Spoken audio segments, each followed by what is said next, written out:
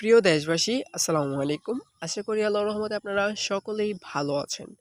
বাংলাদেশে ধর্ম, বর্ণ নির্বিশেষে রাজনৈতিক মতবাদের ঊর্ধ্বে গিয়ে যেই ব্যাংক সকল মানুষের কাছে প্রাধান্য পেয়েছিল, বিশ্বস্ত হয়েছিল, সেই ব্যাংকটা হচ্ছে ইসলামী ব্যাংক। আমরা দেখতে পাই অতীতে শেখ হাসিনা এসএলএমের মাধ্যমে ইসলামী ব্যাংকটাকে ধ্বংস করার আপ্রাণ চেষ্টা করেছিল, শুধু এসএলএম না আরও বিভিন্ন জনকে ব্যবহার করে।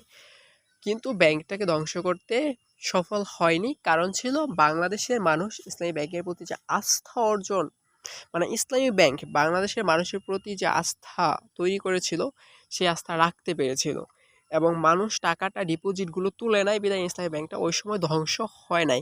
বহুত মানুষ ডিপোজিট তুলে নিয়েছিল, তারপর আবার ডিপোজিট করেছে।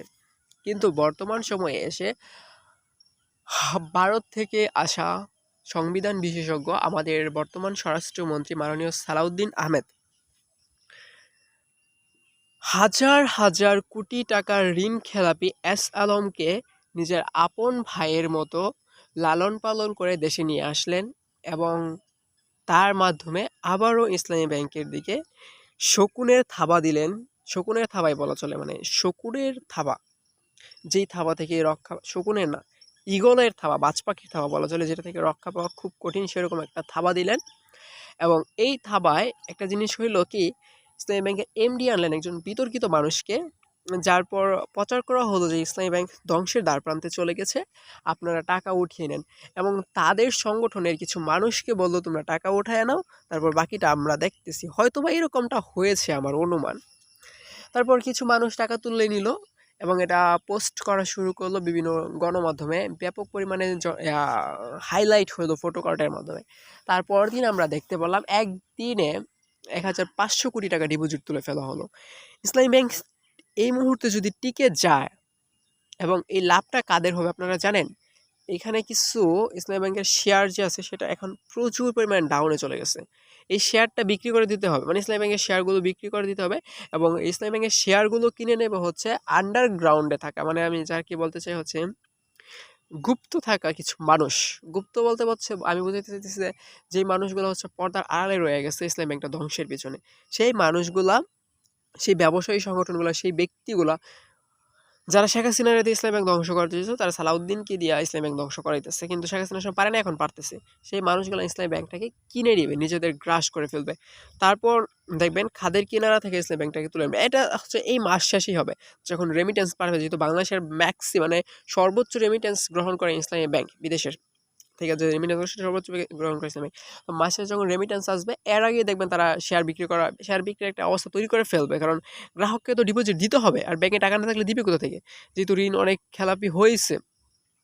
তো এখন ঋণ পরিশোধ, মানে যারা ডিপোজিট আছে তাদেরকে পরিশোধ করার জন্য শেয়ার বিক্রি করতে হবে। শেয়ারের দাম অনেক কমে গেছে আমরা শুনতে পাচ্ছি। তো শেয়ারটা বিক্রি করে দিবে, যেই মানুষগুলো আসলে চাইতেছিল ইসলাম ব্যাংকটা কেনার জন্য, তারা কম দামে শেয়ারটা কিনে নেবে। শেয়ারটা কিনা নেওয়া মাস শেষে দেখবেন রেমিটেন্সটা শুরু হবে। ঠিক তখনই তারা ইসলামী ব্যাংকটাকে খাদের কিনারা থেকে উপরে তুলে আনবে। তখন মানুষ বলবে, আয় রে, এই ব্যাংক তো খাদের কিনারা থেকে উপরে চলে আইছে, তার মানে এই ব্যাংকে আবার টাকা জমা রাখবে। ঠিক যেমনটা হয়েছিল আওয়ামী আমলে। ওই সময় আমি একটা কারণে ব্যাংকে গিয়েছিলাম, দেখেছিলাম কি পরিমাণ মানুষ টাকা তুলতেছে। তো কিছু মানুষ টাকা জমা দিতেছিল এবং ইসলামী ব্যাংকের কর্মকর্তারা তাদের প্রতি খুব বিনয়ের সাথে ব্যবহার করতেছিল। তো এই মুহূর্তে আপনাদের কাছে আবার অনুরোধ থাকবে, ইসলামী ব্যাংক থেকে টাকা তোলার প্রয়োজন নেই, যদি মার যায়। এই চিন্তা আপনার সকলেরই। তো সেই হিসেবে আমি বলবো, আপনি সচেতন নাগরিক হিসেবে একটু অপেক্ষা করতে পারেন। ইসলামী ব্যাংকটা আসলে এতটাও দুর্বল নয় যে আপনার টাকা খেয়ে দিয়ে পালাবে। তাই আপনি চাইলে একটু অপেক্ষা করতে পারেন, দেখতে পারেন যে ইসলামী ব্যাংক রিকভার করতে পারে কিনা, এই মাসটা অপেক্ষা করেন।